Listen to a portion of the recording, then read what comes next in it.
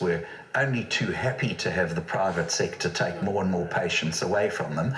But that goes in cycles. As soon as the waiting lists get long, the governments are once again going to be encouraging people to go to the private hospitals. At the moment, they're not. So no business runs absolutely perfectly in a straight line. But if Ramsay's worst turns out to be as bad as their 2002-03 worst, where their growth rates got down to 5, 6, 7%,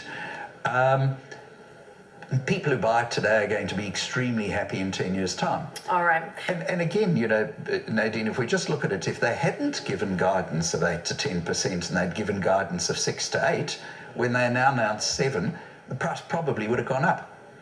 That's the absurdity of prices. Well, yeah, except, I mean, we do trust in management to be able to predict the future. It's a very difficult, task at hand. But I mean, that's what we do expect let me just say a simple thing. Of all the viewers out there who've ever been involved in a budgetary process in a business, either that you ran or you worked in, how many of those budgets turned out to be correct in the end?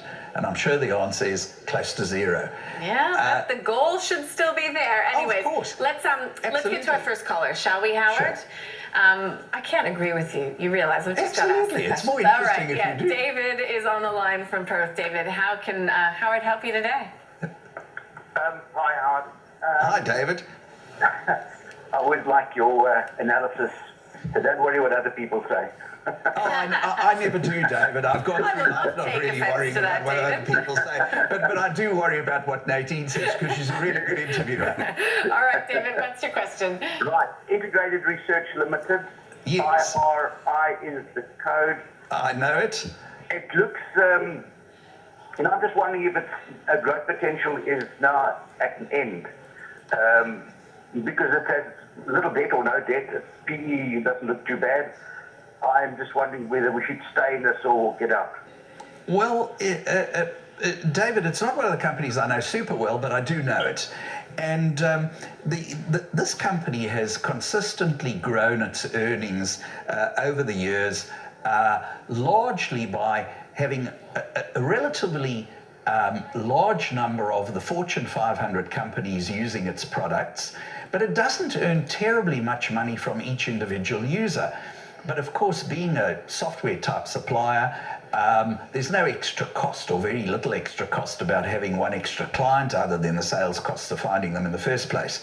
So as they find slightly more and more companies using their types of products or software, their earnings will grow. So I don't think it's a company that's ever going to shoot the lights out in terms of having sudden, huge burst of increased earnings. The one concern our members of Team Invest have had with it is they do tend to report their earnings where if they sign a new company up on a 5-year contract, they report the entire 5-year income in the first year, which they're entitled to do because it's a 5-year contract. But it is an aggressive way of accounting. We would be far happier if they reported the income as it occurred over the 5 years, just in case that company, for some reason or other, breaks the contract, goes broke or whatever. Now, they're Fortune 500 companies, most of their clients, they're not likely to go broke. But it is still a slightly aggressive way of accounting.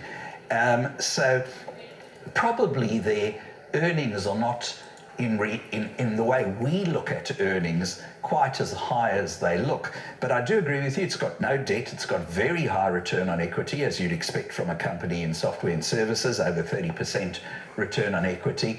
And, at the right price, I think this would be the kind of company you could keep for many years and be very happy with. It's in the middle of its PE range at the moment, but certainly anything under about $3, and it periodically tends to drop in price and its PE goes down a bit, it's a super buy. All right. Trading at $3, I should say, and 13 cents at the moment. Thanks for the call, David. Really appreciate getting you through. All right, let's talk about another one of those companies that you did